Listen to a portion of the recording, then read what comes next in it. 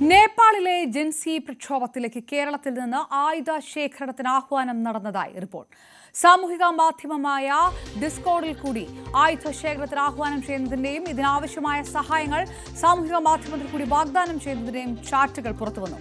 നേപ്പാളി മാധ്യമമായ കാഠ്മണ്ഡു പോസ്റ്റാണ് നിർണായക വിവരങ്ങൾ പുറത്തുവിട്ടിരിക്കുന്നത്.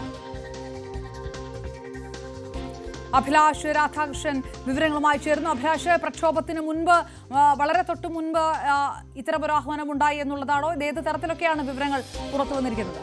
അപർണ, ഇപ്പോൾ ഏറ്റവും നിർണായകമായ വിവരങ്ങളാണ് പുറത്തു വരുന്നത്. അതായത് നേപ്പാളിലെ സർക്കാരിനെ വഴി താഴെ ഇറക്കിയ ഒരു ജൻസി പ്രക്ഷോഭത്തിൽ കേരളത്തിലും അതിൻ്റെ ലിങ്കുകൾ ഉണ്ടെന്നുള്ള വിവരങ്ങളാണ് നേപ്പാളിലെ മാധ്യമമായ കാഠ്മണ്ഡു പോസ്റ്റ് ഇപ്പോൾ പുറത്തുവിടുന്നത്. അതിൽ ഇവർ ഒരു സാമൂഹ്യ മാധ്യമ ആപ്പിലൂടെ സംസാരിക്കുന്ന ഡിസ്കോഡ് എന്ന് പറയുന്ന ഒരു സമൂഹ മാധ്യമ ആപ്പിലൂടെ സംസാരിക്കുന്ന അതിൻ്റെ സ്ക്രീൻഷോട്ടുകളടക്കം പങ്കുവച്ചുകൊണ്ടാണ് കാഠ്മണ്ഡു പോസ്റ്റ് ഇപ്പോൾ ഈ വാർത്ത പുറത്തുവിട്ടിരിക്കുന്നത്. അതായത് നേപ്പാളിലെ ജൻസികളുടെ കൂട്ടായ്മ അവിടെ ഈ ഒരു സമരം നടത്തുമ്പോൾ അതൊരു കലാപത്തിനപ്പുറമുള്ള ഒരു സമരം നടത്തുമ്പോൾ അതിന് ആ ഒരു സമരം മുന്നോട്ട് കൊണ്ടുപോകാൻ അവർ ഡിസ്കോഡ് എന്ന് പറയുന്ന ഒരു ഗെയിമിംഗ് ആപ്പ്, അതായത് ഗെയിമേഴ്സ് തമ്മിൽ പരസ്പരം സംസാരിക്കുന്ന ഗെയിം കളിക്കുന്ന കുട്ടികൾ കൂടുതലായി ഉപയോഗിക്കുന്ന ഡിസ്കോഡ് എന്ന് പറയുന്ന ഒരു ആപ്പാണ് അതിനായി അവർ ഉപയോഗിച്ചിരിക്കുന്നത്. അതിലൂടെ ഈ ഒരു സമരത്തെ എങ്ങനെ മുന്നോട്ട് കൊണ്ടുപോകണമെന്നും അതുമായിട്ടുള്ള ചർച്ചകൾ നടത്തിയെന്നുമുള്ള വിവരങ്ങളാണ് ഇപ്പോൾ കാഠ്മണ്ഡു പോസ്റ്റ് പുറത്തുവിട്ടിരിക്കുന്നത്.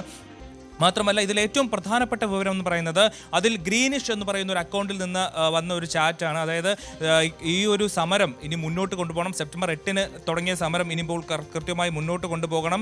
ആ ഒരു മുന്നോട്ട് കൊണ്ടുപോകുമ്പോൾ അതിനുവേണ്ട ആയുധങ്ങൾ നമുക്ക് ഇറക്കുമതി ചെയ്യേണ്ടതുണ്ട്. അത് ഇന്ത്യയിൽ നിന്ന് കേരളത്തിൽ നിന്ന് ഇറക്കുമതി ചെയ്യാൻ തനിക്ക് കഴിയും.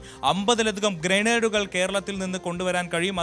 അതുമായി ബന്ധപ്പെട്ട് പ്രവർത്തിക്കുന്ന കേരളത്തിലുള്ള ഏജന്റിനെ തനിക്ക് അറിയാമെന്നുള്ളതാണ് ഡിസ്കോഡ് എന്ന് പറയുന്ന ആപ്പിൽ കേരളത്തിൽ നിന്നുള്ള ഒരാൾ ഉണ്ട് എന്നുള്ള കാര്യം ഈ ഗ്രീനിഷ് എന്ന് പറയുന്ന അക്കൗണ്ടിൽ നിന്ന് വരുന്നത്. അത് രാത്രി 11:50-നാണ് പുറത്തു വരുന്നത്. ഇത്തരത്തിലുള്ള വിവരങ്ങളാണ് ഈ കാഠ്മണ്ഡു പോസ്റ്റ് എന്ന് പറയുന്ന നേപ്പാൾ മാധ്യമത്തിൽ വന്നിരിക്കുന്നത്. ഏറ്റവും നിർണായകമായ വിവരം. ഇതുമായി ബന്ധപ്പെട്ട് ഇനിയിപ്പോൾ കൂടുതൽ വിവരങ്ങൾ, അതായത് നേപ്പാൾ സർക്കാർ ഇന്ത്യയുമായി ബന്ധപ്പെട്ട് ഇത്തരത്തിൽ ആളുകൾ പ്രവർത്തിക്കുന്നുണ്ടോ തുടങ്ങിയിട്ടുള്ള കാര്യങ്ങളിൽ അന്വേഷണം നടക്കുമോ എന്നുള്ള കാര്യം കണ്ടു തന്നെ അറിയണം. പക്ഷേ നേപ്പാളിൽ നടന്ന ലോകം മൊത്തം ഞെട്ടിച്ച ഒരു 20-നും 30-നും ഇടയിലുള്ള യുവാക്കൾ തെരുവിലിറങ്ങി പ്രതിഷേധിച്ച് ഒരു സർക്കാരിനെ വരെ താഴെയിട്ട ഒരു സമരത്തിന്, ഒരു വലിയ കലാപത്തിന് കേരളത്തിൽ ലിങ്കുകളുണ്ട്. കേരളത്തിലുള്ള ആളുകളും അതിനെ സഹായിക്കാൻ ഒരുക്കമായിരുന്നു എന്നുള്ള വിവരങ്ങൾ പുറത്തു വരുന്നത് ഏറെ ഞെട്ടിക്കുന്നതാണ്.